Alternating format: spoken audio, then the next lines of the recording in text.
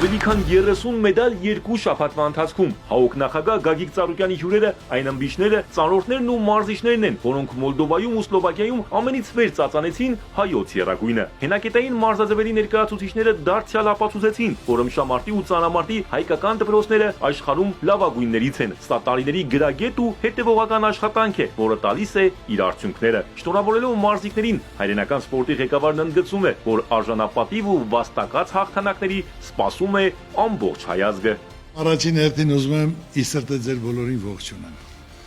Ասեմ ապրեք, հալալա ձեզ, որ կարողանում եք ցանկացած մրցմանը գնաք աշխարհի Եվրոպայի առաջնության, մեդալով վերադառնաք, հայազգի պատիվը բարձր պահեք, դրոշը բարձրացնեք, հիմը հնչեցնեք։ Այսօր մեր երկիրը այն վիճակում է, որ ցանկացած հաղթանակ մարդկանց ոգևորում է, հնարավորություն է տալի ուրախանալու, հույս կապելու, որ ամեն ինչ լավ է, որ հայազգը շատ ուժեղ է։ Այսօր ամեն մեկը աշխարհի տարբեր ծայրերում ցանկացած հայ հպարտանում է, որ ինքը հայ է։ Ծանրամարտի Եվրոպայի առաջնությունում տղամարդկանց ու կանանց մեր հավաքականները թիմային պայքարում առաջինն էին, իսկ համաշխարհային ծանրամարտի ամենահզոր մարզիկը Վարազդատ Լալայանն է։ Սա հպարտություն է մոլորակի բոլոր հայերի համար։ Բրավո։ Եվրոպայի չեմպիոն Վարազդատ Լալայանն է ձեր էկրաններին եւ այդ սպասված Լաշա Տալախաձեն անձամբ շնորհավորում է Վարազդատ Լալայանին կախում ոսկե մեդալը։ Այսօր դուք բոլորը տեսաք մեր հսկան Լալայանը, որը այսօր աշխարհի ամենաուժեղ մարդն է, որը ոսկե մեդալը բերեց եւ աշխարհից եւ Եվրոպայից, քեզ առողջություն, Աստված պահապան, որ միշտ մեր հայազգի պատիվը տենց բարձր պահես, բարձունքում լինի։ Կարիք, ես քեզ միշտ հիշում եմ համալիրում, որ ռեկորդ սահմանեցիր, իրոք մալադեց, ապրես, որ դու լիարժեք զբաղվում ես, հետևում ես, տարբերություն էլ դու զգում ես, չէ՞, որ օր-օրիդ ավելի ուժեղ, ավելի հզոր։ Կանգնեց, ապրես, վերևում Գարիկ։ Ու հրել Գարիկ, Եվրոպայի չեմպիոն։ Ձեր էկրաններին։ 109 կիլոգրամ քաշային կարգում սպասված վերադարձ էր Սիմոն Մարտիրոսյանի մրցելույթը։ Նա արժանի պայքար մղեց ու դարձավ Եվրոպայի փոխչեմպիոն։ Ապրես, կեցես, ֆանտաստիկ է աշխատում։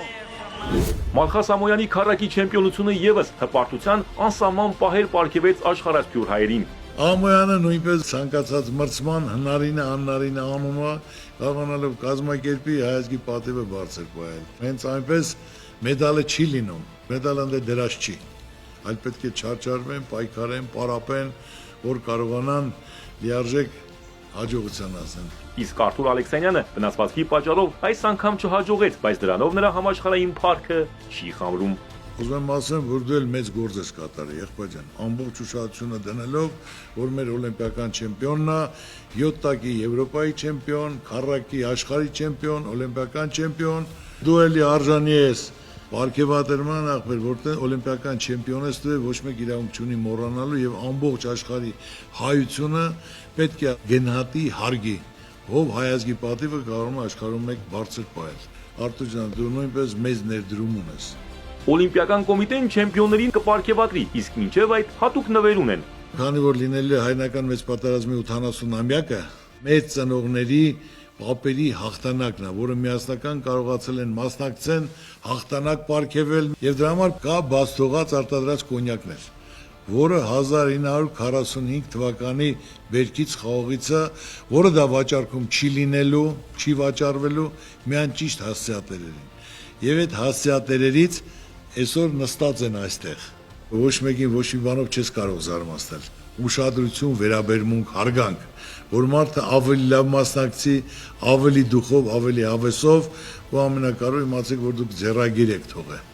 Ձեռագիր եք թողում, դա միշտ դարեդար հիշելու են ձեզ։ Այսօր մեր ազգը կարիք ունի հաղթանակի։ Մեր ազգը իրավունք չունի կոտրվելու, հիասթափվելու։ Հիմնական խնդիրը պետք է միասնական լինեն, մի բռունց լինեն, իսկ այդ դեպքում միշտ էլ հաջողություն ու հաղթանակ լինելու է ցանկացած ոլորտում։ Արժևում արդեն աշխարհի առաջնություններն են, ինչպես ՀԱՕԿ նախագահն է նշում, մեր մարզիկների սպասելիքները ավելի մեծ են։